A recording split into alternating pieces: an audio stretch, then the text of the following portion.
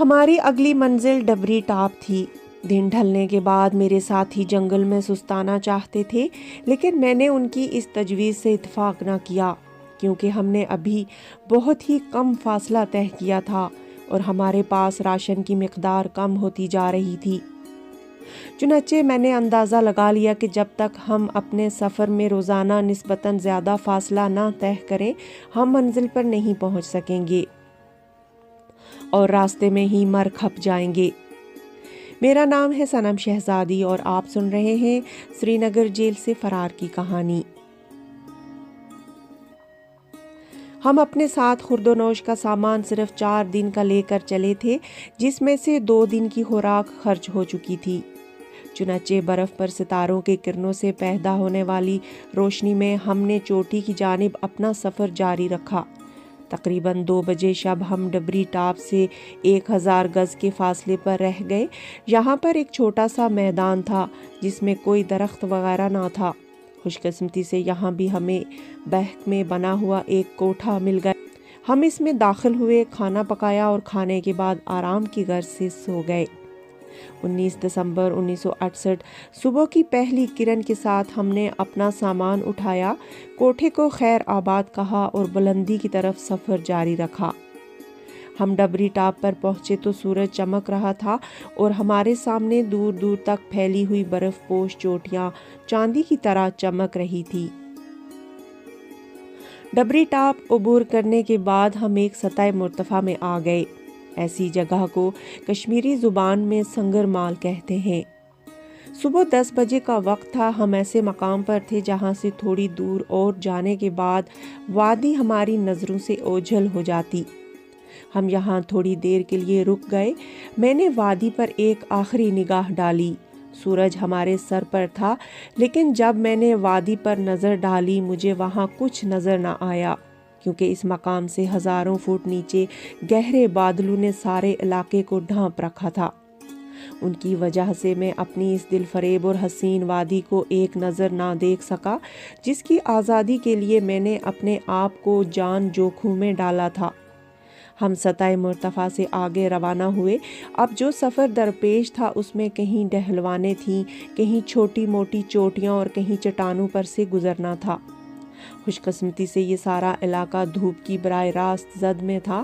موسم صاف ہونے کی وجہ سے رات کی خنکی نے برف کی بالائی سطح کو سخت کر دیا تھا۔ اس طرح اب ہمارے لیے برف میں دھنسنے کا خطرہ کم ہو گیا تھا۔ میں اس صورتحال سے بھرپور فائدہ اٹھانا چاہتا تھا اور زیادہ سے زیادہ سفر طے کرنا چاہتا تھا۔ دن کے 2 بجے کے قریب ہم سطح مرتفع کے کنارے ایسے مقام پر پہنچے جہاں سے آزاد کشمیر کی جانب پہاڑی چوٹیوں کا ایک سلسلہ شروع ہو جاتا ہے۔ اس سطح مرتفع کی بلندی 14,000 فٹ ہے۔ یہاں سے قاضی ناگ کے کوہستانوں کے کئی سلسلے مختلف اطراف میں پھیلے ہیں اور ان میں کئی نالے پھوٹ کر دریائے جہلم یا دریائے کشن گنگا، دریائے نیلم اور دریائے پوہرو میں جا گرتے ہیں۔ ان نالوں کی تعداد 7 یا 9 ہے۔ سطح مرتفع کا آس پاس کا علاقہ جنگلات سے بالکل خالی تھا اور ہمارے سامنے سب سے بڑا مسئلہ اس گنجے پہاڑی سلسلے کو عبور کر کے شام پڑنے سے پہلے کسی جنگل میں پہنچنا تھا تاکہ رات گزارنے کا کوئی بندوبست ہو سکے۔ میں نے نیچے نگاہ دوڑائی تو بائیں ہاتھ ایک جنگل قریب تر نظر آیا۔ ہم نے اسی کی طرف پڑھنا مناسب سمجھا۔ اترائی بہت تیکھی ہونے کی وجہ سے انتہائی دشوار تھی۔ ہم نے سیدھا نیچے اترنے کے بجائے ترچھی سمت میں قدم جما کر اترنا شروع کیا۔ ہم نے ایک دوسرے کے مابین 15 سے 20 گز کا فاصلہ رکھا۔ ایک جگہ پر میر احمد اپنا توازن کھو بیٹھا اور پھسل کر دور تک برف کی سطح پر لڑکھتا چلا گیا۔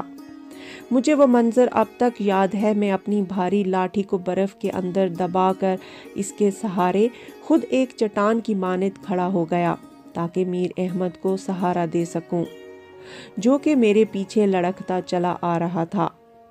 بڑی مشکل کے ساتھ اس خطرناک اترائی کو عبور کر کے ہم ایک ایسے علاقے میں پہنچ گئے جہاں سے ایک نالا پھوٹ کر گہرائیوں میں جا گرتا تھا۔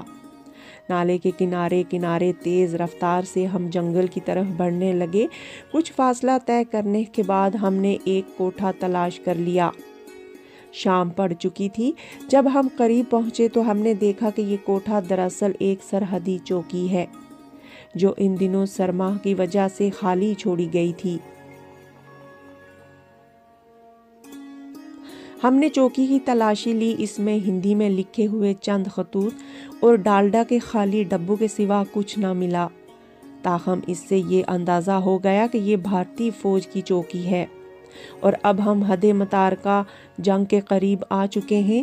جس نالے کے کنارے ہم سفر کر رہے تھے وہ نیچے جا کر مقبوضہ کشمیر کے اوڑی علاقے میں جا گرتا تھا۔ یہاں کچھ کھانا تیار کرنے کے بعد ہم نے آرام کیا تاکہ اگلے دن تازہ دم ہو کر سفر جاری رکھ سکیں۔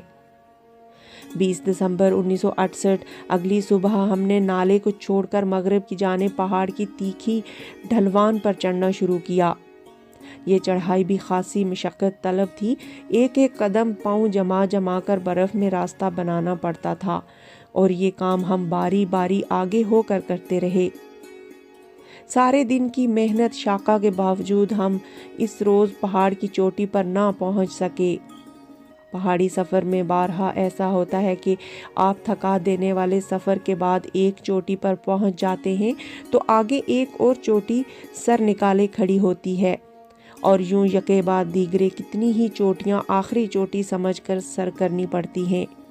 ہم نے پہاڑ کے جنگلات پر مشتمل حصہ غروب آفتاب تک طے کر لیا اور ایک چوٹی پر ایک بڑی سی چٹان کے سائے میں رک کر آرام کرنے لگے۔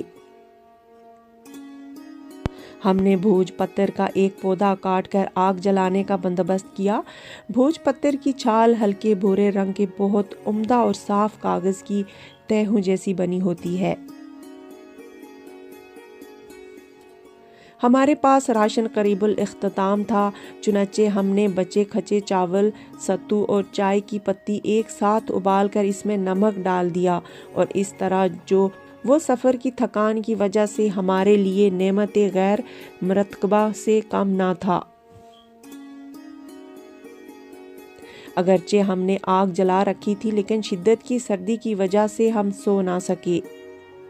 ہم اگر اپنا رخ آگ کی طرف کرتے تو پیٹھ یخ بستہ ہونے اور اگر ہم پیٹھ آگ کی طرف کرتے تو جسم کا سامنے کا حصہ یخ بستہ ٹھنڈی ہواؤں سے اکڑنے لگتا۔ بہرحال آگ نے ہمیں اتنا فائدہ ضرور پہنچایا کہ اتنی بلندی پر کھلے آسمان کے نیچے یخ بستہ ہواؤں میں ہمارے جسم برف کی طرح جم کر اکڑ جانے سے بچ گئے۔ 21 دسمبر 1968 اگلی صبح سورج نکلنے کے بعد ہم نے اپنا سفر شروع کیا۔ دوپہر تک ہم سیدھی چڑھائی چڑھتے رہے۔ اس کے بعد شمال مغرب کی طرف رخ موڑ لیا۔ یہاں سے ہمیں ایک گلی کے راستے اس پہاڑ کو عبور کرنا تھا۔ بسا اوقات ہمیں بالکل سیدھی استادہ چٹانوں پر چڑھنا پڑتا اور بعض اوقات چٹانوں سے بچنے کے لیے لمبا چکر کاٹ کر آگے بڑھنا پڑتا۔ 2 بجے سہ پیر ہم گلی کے دامن میں پہنچ گئے۔ ہم اس سے کہیں پہلے یہاں پہنچ گئے ہوتے اگر راستے میں چھوٹا سا حادثہ پیش نہ آتا۔ دوران سفر ایک جگہ میرا پاؤں پھسل گیا اور میں لڑکھتا ہوا نیچے نالے میں گر پڑا۔ میرے ساتھی افتاؤ خیزاں مجھ تک پہنچے اور بڑی مشکل سے مجھے واپس اوپر لے آئے۔ اس حادثے میں میرا ہاتھ ایک چٹان سے لگ کر زخمی ہو گیا، لیکن چونکہ یہاں کا درجہ حرارت نقطہ انجماد سے بھی کم تھا اس لیے زیادہ خون نہیں بہا۔ ہم نے بلندی کی طرف سفر جاری رکھا یہاں تک کہ ہم اس ٹیکری تک پہنچ گئے جس کو ست سری کہا جاتا ہے۔